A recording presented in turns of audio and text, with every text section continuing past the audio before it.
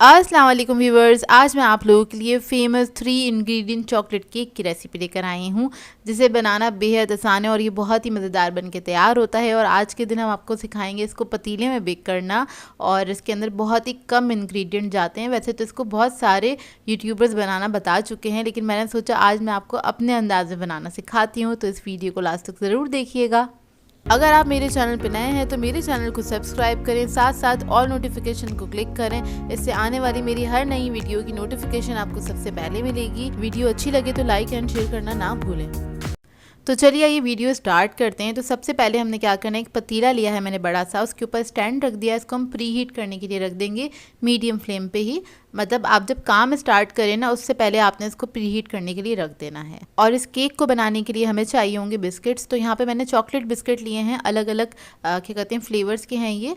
और ये हमें चाहिए होंगे 300 ग्राम्स के बराबर के। और इधर मैं आपको दिखा रही थी हर बिस्किट के ऊपर ग्राम लिखा हुआ होता है। अगर आपको कोई कन्फ्यूजन है तो आप लोग इसके रैपर के ऊपर देख के इसको मेजर कर सकते हैं। तो इधर मैंने एक चॉपर ले लिया है, इसके अंदर ये सारे बिस्किट हम ऐड कर देंगे। इसको मैंने पहले से ही मेजर करके रखा है, और ज़रूरी नहीं है यही बिस्किट इस्तेमाल करें। आप जो भी बिस्किट आपके पास घर में अवेलेबल हों वो आप ले सकते हैं।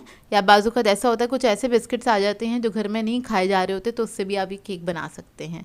तो बेसिकली इसको हमने चॉपराइज करना है, अच्छे से आपने इसको पीस लेना है, बिल्कुल बारीक, जितना पॉसिबल हो सके उतना आपने इसको बारीक करना है। तो मैंने 1 से 1.5 मिनट तक इसको चॉपर किया था, चॉपराइज किया था अच्छी तरीके से। और मैं आपको यहाँ पे दिखा देती हूँ कितना ये बारीक हो गया है। तो ये देखिए, अच्छा ये बहुत ज़्यादा बारीक पाउडर तो नहीं होगा, लेकिन ये कुछ इस तरह से हो जाएगा। ये देखिए, जितना पॉसिबल हो उतना इसको पीस लीजिएगा। और यहाँ पर मैं चॉपर इस्तेमाल कर रही हूँ, आप लोग चाहें तो इसको ब्लेंडर में भी बना सकते हैं। अच्छा, इसके अलावा जब ये पिस जाएगा फिर हम इसके अंदर ऐड करेंगे बेकिंग पाउडर 1.5 टीस्पून के बराबर। ये मैंने ऐड कर दिया। इसको हम मिक्स कर लेंगे इसी के अंदर, क्योंकि ये पूरा केक का मिक्सचर मैं इसी के अंदर बनाऊँगी। और आप लोग चाहें तो इसको निकाल के किसी बाउल के अंदर भी बना सकते हैं, लेकिन मैंने इसी के अंदर बना लिया था।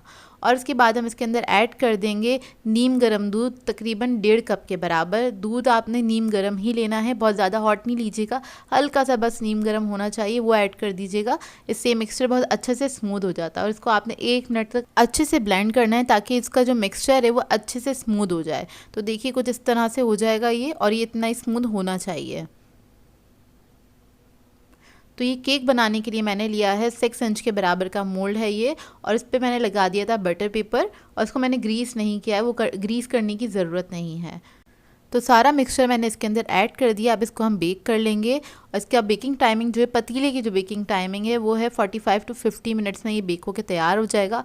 लो मीडियम फ्लेम पे आपने इसको कुक करना है। और 30 मिनट के बाद आप इसको जाके एक बार चेक कर सकते हैं कि क्या कंडीशन है इसकी। तो मैंने भी इसको एक बार चेक कर लिया था, और 45 मिनट्स के बाद मैंने इसको चेक किया था तो ये पक गया था। मतलब आपने इस पर टूथपिक इंसर्ट करके देख लेना है कि अगर ये क्लीन आई है तो इसका मतलब ये पक गया है। अब इसको निकाल लेंगे, इसको हम कम्प्लीटली ठंडा करेंगे रूम टेम्परेचर पे। तो देखिए हमारा केक ठंडा हो गया है, साइडें मैंने लूज़ कर ली है नाइफ से। इसको मोल्ड में से निकाल लेंगे, और इसका पेपर हम हटा देंगे इस तरह से। और ये काफ़ी सॉफ्ट और अच्छा स्पॉन्जी बन के तैयार हुआ था। तो देखिए मैं आपको दिखाती हूँ कितना सॉफ्ट बन के तैयार हुआ है ये। अब इसको हम डेकोरेट कर लेंगे। और इसको डेकोरेशन के लिए जो भी चीज़ें मैं इस्तेमाल करी हूँ सारी ऑप्शनल हैं। आप लोग ऐड करना चाहते हैं या इसको डेकोरेट करना चाहते हैं तो ज़रूर कीजिएगा, उससे बहुत अच्छा लगता है ये।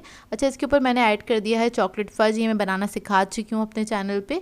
तो ये मैंने थोड़ा सा ऐड कर दिया है, तकरीबन 3 टेबलस्पून के बराबर। और इसको मैं फैला लूँगी इसके ऊपर ही, बस इसको स्प्रेड कर दिया है मैंने।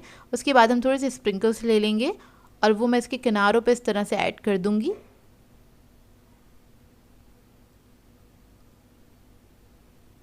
स्प्रिंकल ऐड करने के बाद हम ले लेंगे चॉकलेट शेविंग्स। तो वो मैंने ले ली हैं, वो भी मैं इसके ऊपर ऐड कर दूंगी इस तरह से। ये सारी चीज़ें टोटली ऑप्शनल हैं, अगर आप लोग ऐड करना चाहते हैं तो ज़रूर ऐड कीजिएगा, नहीं तो आप चाहें तो सादा केक भी इंजॉय कर सकते हैं। तो देखिए इसको मैंने डेकोरेट कर लिया अच्छे से, और जब ये ठंडा हो जाए उसके बाद ही आपने इसको डेकोरेट करना है। मैं आपको इसको कट करके दिखा देती हूँ। कट करने से ही आपको अंदाज़ा हो जाएगा कि ये कितना सॉफ्ट बन के तैयार हुआ है, और ये बहुत ही अच्छा बना था केक। तो ये देखिए इसका फाइनल लुक। ये 3 इंग्रेडिएंट केक बनाना बेहद आसान है। इसके अंदर आपको कोई ज़्यादा इंग्रेडिएंट्स की ज़रूरत नहीं होती, मतलब आपको कोई मैदा नहीं चाहिए, अंडा नहीं चाहिए, ना ही कोई मक्खन चाहिए और बहुत ही आसानी से ये बन के तैयार हो जाता है। तो ज़रूर ट्राई कीजिएगा और अपना फीडबैक ज़रूर दीजिएगा। सो व्यूअर्स, अगर आप लोगों को मेरी रेसिपीज़ अच्छी लगती हैं तो मेरे चैनल को सब्सक्राइब करें, लाइक करें, कमेंट ज़रूर किया करें, शेयर भी ज़रूर किया करें अपने फ्रेंड्स के साथ, फैमिली के साथ। तो मुझे अपनी दुआओं में याद रखिएगा। अल्लाह हाफ़िज़।